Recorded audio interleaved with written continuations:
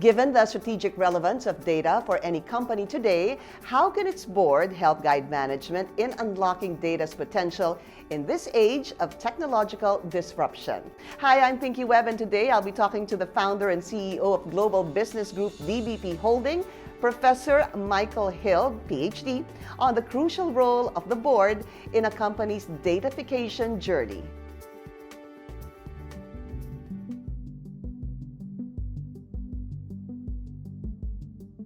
Hi, Professor Hilb, and thank you so much for joining us. In a recent article you wrote that you liken the impact of managing big data on the economy today to the impact of electrification in the late 19th and 20th century. Could you please further explain this? I strongly believe that what we see at the moment, datafication, it very much resembles what you've seen with electrification.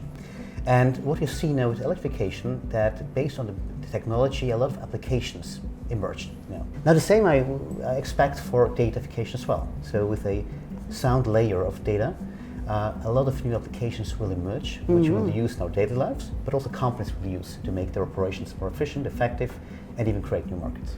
When we talk about data, it's actually fast becoming such an intangible asset of a company. How can companies actually further enrich it and make better use of it? I think seeing data as an asset, because nowadays companies, they look at the asset of people, of finance, even of facilities.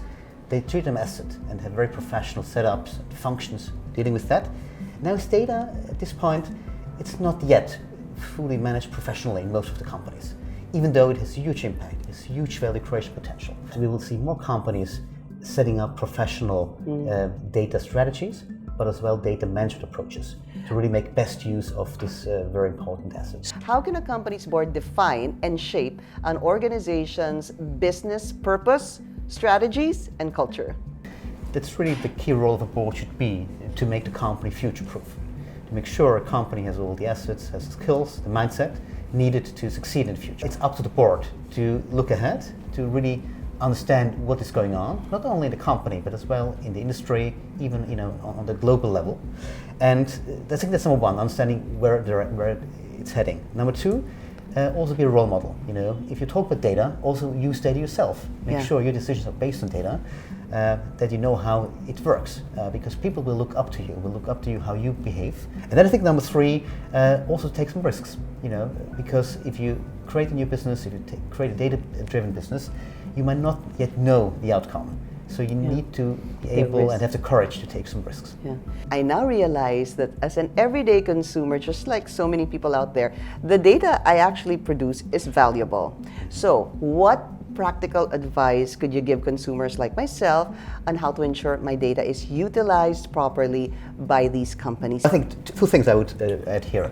Number one, I think important that you really are aware of what kind of data you have, you share, you give away for free. And I think we will see a change where we as consumers will take some more ownership of data. We still might share it, but we might get some money for it. And I think that's really get to create some value out of data. That's number one. The other one, I think, make sure data you don't want to share, you protect. There's a lot of information nobody wants to share, and make sure you know your rights, and as well make sure you these rights are fully enforced. Thank you so much, Professor Hilb, for the insightful discussion and, of course, for joining us today. Thank you. Thanks a lot. This is Pinky Webb for Ayala POV, where we never stop sharing progress with every Filipino.